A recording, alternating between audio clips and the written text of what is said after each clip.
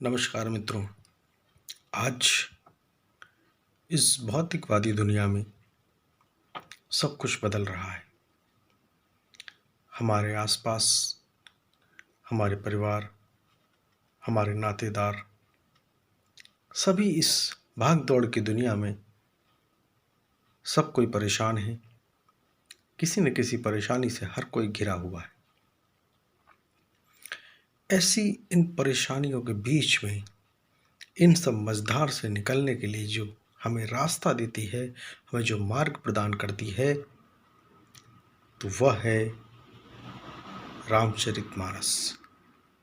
रामचरितमानस हमें जीवन जीने का रास्ता दिखाती है कि हमें कैसे जीवन जीना है, कैसे जीवन में आगे बढ़ना है, कैसे अपने परिवार को सही दिशा पर ले जाना है। इन सारे मार्गों को रामचरितमानस दिखाती है। इसी दिशा में एक रामचरितमानस की एक चौपाई जो कि आपको मैं बताना चाहता हूँ। धीरज धर्म मित्र अरुनारी, आपत्ति समय परखिए चारी। इस चौपाई को आप जरा बारीकी से इस पर गौर करें, इसके भावार्थ पर आप गौर करें। धीरज, धैर्य, जो हमारे अंदर का, हमारे भीतर का धैर्य है। धर्म, मित्र, हमारे जो दोस्त हैं, हमारे जो मित्र हैं। स्त्री, जो पत्नी, इन सब की अगर सही परख करना है तो वो सही परख जब हम विपत्ति में होते हैं उस समय ही सही परख होती है मित्रों। रामचरितमानस की ये चौपाई जब भगवान श्री राम, लक्ष्मण, माता सीता का ये प्रसंग अरण्य कांड का है, और जब भगवान सती अनसुईया जो थी उनके आश्रम में जाते हैं और उनके आश्रम में जब पहुंचती हैं तो माता सीता को अनसुईया जी 2 दिव्य कुंडल प्रदान करती हैं, 2 रेशमी साड़ियाँ प्रदान करती हैं, दिव्य अंगराग प्रदान करती हैं और कहती हैं कि इस अंगराग को लगाने से आपके शरीर की शोभा कम नहीं होगी। जिस प्रकार लक्ष्मी जी जब भगवान विष्णु के पास पहुंचती हैं और उनके शरीर की जो शोभा रहती है वैसे ही शोभा आपके शरीर की होगी।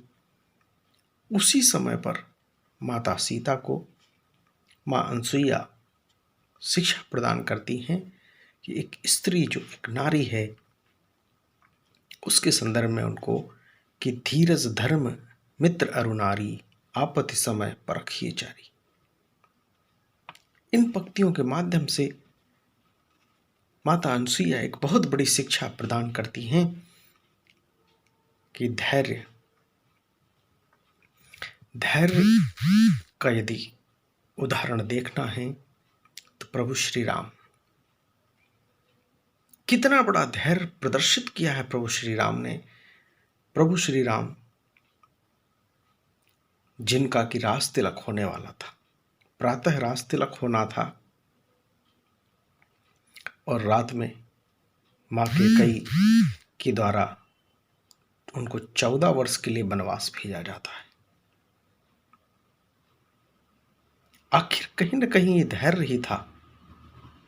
एक धैर्य का कितना बड़ा उदाहरण प्रभु श्री राम ने दिखाया है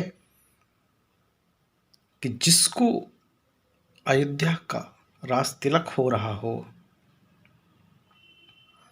और उनको कह दिया जाए कि तुमको 14 वर्ष वनवास में जाना है, वनवासियों की वेशभूषा रख करके रहना है और वनवास में घूमना है। तो ये धैर्य का एक बहुत बड़ा उदाहरण प्रभु श्री राम ने दिया है। धर्म, हमारे ऊपर जब विपत्तियां आती हैं तो हम विपत्तियों में विचलित हो जाते हैं। कई बार तो लोग उन विपत्तियों में परेशान होकर के और धर्म के मार्ग से चलने से छोड़ करके बुरे रास्तों पर चले जाते हैं। यही तो इसमें सिखाया है कि हमको उन बुरे रास्तों पर नहीं जाना है, हमें अपने धर्म के मार्ग पर अडिग रहना है, क्योंकि विपत्ति आने पर ही तो हमारी धर्म परायणता की सही परख होती है कि हम कितने धर्म के मार्ग से जुड़े हुए हैं, हम कितने अपने धर्म के प्रति अडिग हैं।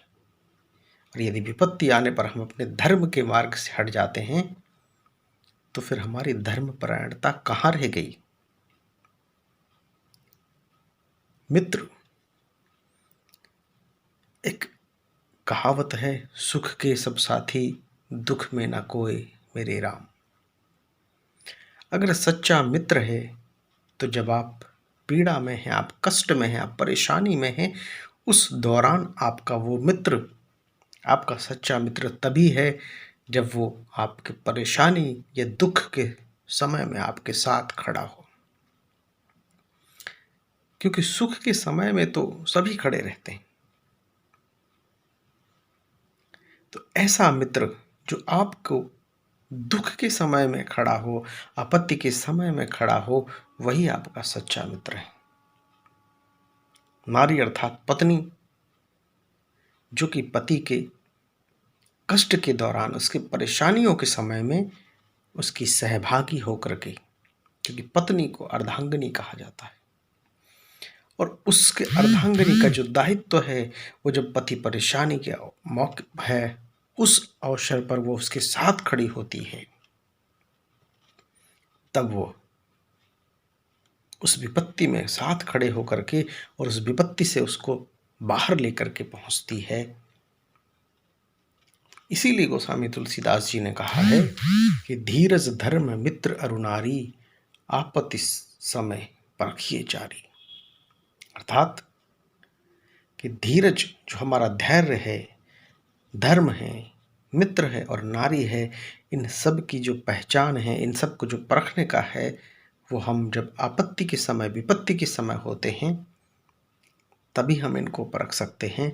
तभी हमको इनकी सही परख भी होती है कि वास्तविकता में ये हमारे साथ कितने खड़े हुए हैं, हमारा धैर्य हमारे साथ कितना खड़ा हुआ है, हम कितने धैर्यवान व्यक्ति हैं, हम कितने धैर्यशील व्यक्ति हैं। जब हम विपत्तियों में होते हैं और उस विपत्तियों से लड़ने के लिए जब हम रास्ता निकालते हैं, तभी हम सही धैर्यवान व्यक्ति होते हैं। तो ये आपको मैंने रामचरितमानस की चौपाई, उसके बारे में आपको ये जानकारी दी, ये बताया। रामचरित की मानस की ये चौपाई बड़ी गूढ़ चौपाई है, बहुत सारे रहस्य इसके अंदर। इसको जितना परिभाषित करें उतना ही ज़्यादा आप अंदर उसमें बैठते जाएंगे। जैसे गहरे पानी में बैठते में आपको उतना ज्ञान उतना ज़्यादा ज्ञान इसका प्राप्त होता जाएगा। यदि आपको ये अच्छी लगे तो लाइक करें, सब्सक्राइब करें, कमेंट्स बॉक्स पर कमेंट्स करें, ताकि मैं आगे आपको और ऐसे ही किन्हीं अन्य बिंदुओं पर जानकारी भेज सकूं।